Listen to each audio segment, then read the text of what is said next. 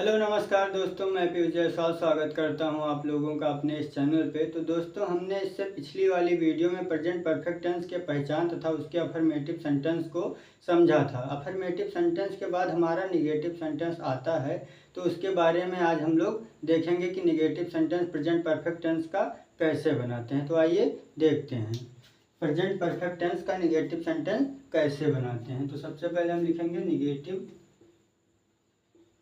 Negative sentence. Negative sentence की हिंदी होती है नकारात्मक वाक्य। क्या होती है? नकारात्मक वाक्य। नकारात्मक वाक्य। नकारात्मक वाक्य मैंने आप लोगों को present indefinite tense, present continuous tense का निगेटिव बताया है। हर वीडियो में एक ही चीज़ मैंने बताया है कि नकारात्मक वाक्य वह होता है जिन वाक्य में या जिन वाक्यों में नहीं का प्रयोग होता है। किसका प्रयोग होता है? नहीं का प्रयोग होता है, उसे निगेटिव सेंटेंस हम कहते हैं। ठीक है, तो जिन वाक्यों में नहीं का प्रयोग होता है उसे निगेटिव सेंटेंस कहते हैं। ठीक, तो आइए इसे देखते हैं कि यह कैसे बनेगा। तो सबसे पहले हम लिखेंगे कि प्रेजेंट परफेक्ट टेंस का निगेटिव सेंटेंस बनाते समय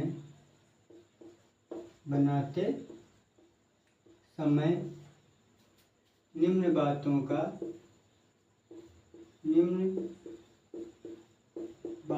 का ध्यान रखते हैं। प्रेजेंट परफेक्ट टेंस का निगेटिव सेंटेंस बनाते समय निम्न बातों का ध्यान रखते हैं। तो आइए देखते हैं वो बातें कौन कौन सी हैं। तो सबसे पहले रूल नंबर एक मैंने क्या बताया कि निगेटिव सेंटेंस किसे कहते हैं? जिन वाक्य में नहीं का प्रयोग होता है या जिन वाक्यों में नहीं आता है उसे निगेटिव सेंटेंस कहते हैं। तो इसमें नहीं की अंग्रेजी में ही कुछ बदलाव होगा। तो सबसे पहले क्या लिखेंगे कि एक वचन कर्ता। क्या? एक वचन कर्ता। एक वचन कर्ता में क्या क्या आता है? ही, सी, राम, सीता, किसी का नाम, इट, ये सब क्या है? एक वचन है। क्या है? एक वचन है। तो एक वचन कर्ता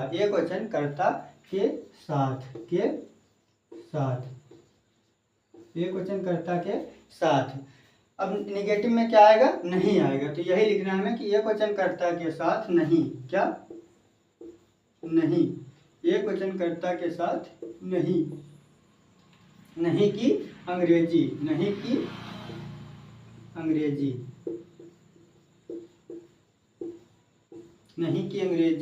हेल्पिंग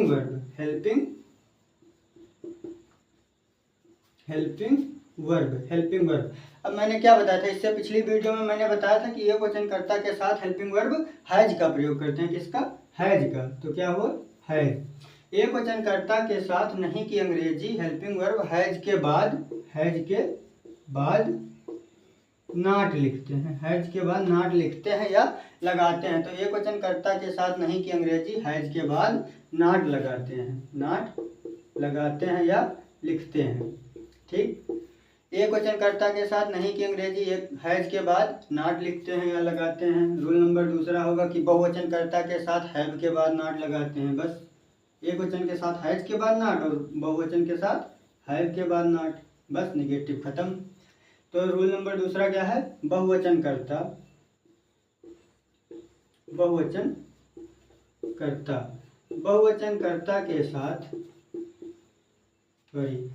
कर्ता में क्या क्या आता है ये भी लिख देते हैं। तो बहुवचन कर्ता में क्या आएगा? आई, बी, यू, दे, एटसेट्रा। ठीक, तो बहुवचन कर्ता के साथ नहीं। बहुवचन कर्ता के साथ नहीं। बहुवचन कर्ता के साथ नहीं की अंग्रेजी। किसकी अंग्रेजी? नहीं की अंग्रेजी हेल्पिंग वर्ब हैव के बाद नॉट लिखते हैं।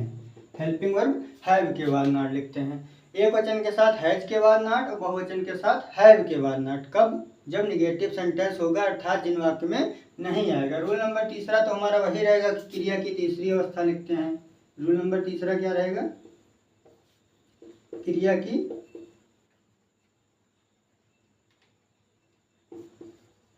की तीसरी अवस्था लिखते हैं। तो निगेटिव सेंटेंस हमारा कैसे बनेगा? एक वचन के साथ हैज के बाद नॉट, बहुवचन के साथ हैव के बाद नॉट। और रूल नंबर तीसरा हमारा यही रहेगा कि क्रिया की तीसरी अवस्था लिखते हैं। अब फार्मूला भी लिख लेते हैं इसका। फार्मूला क्या हो जाएगा? फार्मूला सबसे पहले होगा सब्जेक्ट। क्या होगा? सब्जेक्ट, फिर हेल्पिंग वर्ब। हेल्पिंग वर्ब क्या है हमारा? हैज और have. Helping verb has have. सबसे पहले सब्जेक्ट, फिर हेल्पिंग वर्ब हैज हैव, फिर क्या रहेगा? निगेटिव है तो नॉट, फिर क्या होगा? नॉट। नॉट के बाद वर्ब की तीसरी अवस्था, थर्ड फॉर्म, वर्ब की थर्ड फॉर्म, फिर ऑब्जेक्ट। सबसे लास्ट में क्या होगा हमारा? ऑब्जेक्ट। यही है इसका फार्मूला। तो सबसे पहला नियम हमारा कि एक वचन के साथ हैज के बाद नॉट, और रूल नंबर दूसरा है हैव के बाद नॉट। तीसरा क्या है? वही है जो क्रिया की तीसरी अवस्था। प्रेजेंट परफेक्ट में हमेशा क्रिया की तीसरी अवस्था ही लगेगी। यह फार्मूला। सबसे पहले हम सब्जेक्ट लिखेंगे, फिर हेल्पिंग वर्ब, फिर हैज है, फिर नॉट, फिर वर्ब की तीसरी अवस्था और ऑब्जेक्ट। तो आइए एग्जाम्पल के साथ समझ लेते हैं कि negative sentence present perfect tense का कैसे बनेगा।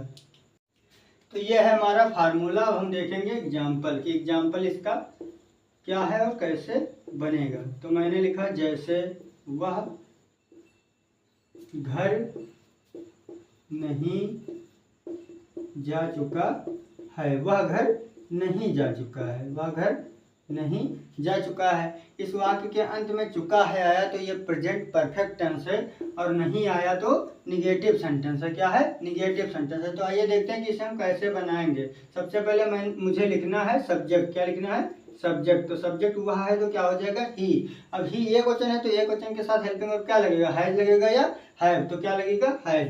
तो हेल्पिंग वर्ब हो गया हैज। फार्मूले से हम देख रहे हैं, सब्जेक्ट को लिखा मैंने, फिर हेल्पिंग वर्ब हैज, फिर नहीं है तो नॉट। क्या? नॉट। फिर वर्ब की तीसरी अवस्था। अब वर्ब क्या है इसमें? जाना ही तो है। तो जाना का होता है गो, दूसरी अवस्था होती है वेंट, और तीसरा होता है गॉन। क्या होता है? गॉन। तो हमें इसकी जरूरत है यहाँ पे, किसकी? गॉन की। तो जाना की तीसरी अवस्था क्या होगा? गॉन। ठीक है। ही हैज नॉट गॉन। वह नहीं जा चुका है। वह नहीं जा चुका है। कहाँ नहीं जा चुका है? घर नहीं जा चुका है। तो कहीं जाते हैं, गतिशील होते हैं या किसी स्थान की ओर इशारा करते हैं तो टू का प्रयोग करते हैं। किसका? टू का प्रयोग करते हैं। तो he has not gone to, कहाँ नहीं जा चुका है? घर। तो क्या हो जाएगा? Home. He has not gone to home. वह घर नहीं जा चुका है। तो ये था एक वचन का एग्जाम्पल। आइए बहुवचन का एग्जाम्पल भी देख लेते हैं। तो जैसे मैंने लिखा, हम क्या लिखा? हम पत्र नहीं पढ़ चुके हैं। हम पत्र नहीं पढ़ चुके हैं। अंत में क्या आया? चुके हैं। क्या आया? चुके हैं। तो चुके हैं आया तो प्रेजेंट परफेक्ट टेंस है, नहीं आया तो निगेटिव सेंटेंस है। तो सबसे पहले हम की अंग्रेजी अर्थात सब्जेक्ट की अंग्रेजी क्या लिखेंगे? बी। अब बी के बाद helping verb has have. We बहुवचन है तो क्या लगेगा? हैव लगेगा। क्या लगेगा? हैव। फिर हैव के बाद नॉट, नहीं है तो नॉट। अब पढ़ना का तीसरी अवस्था भी रीड ही होती है। क्या होती है? रीड। रीड क्या नहीं पढ़ चुके हैं? पत्र। तो क्या होगा? Object the letter. The letter.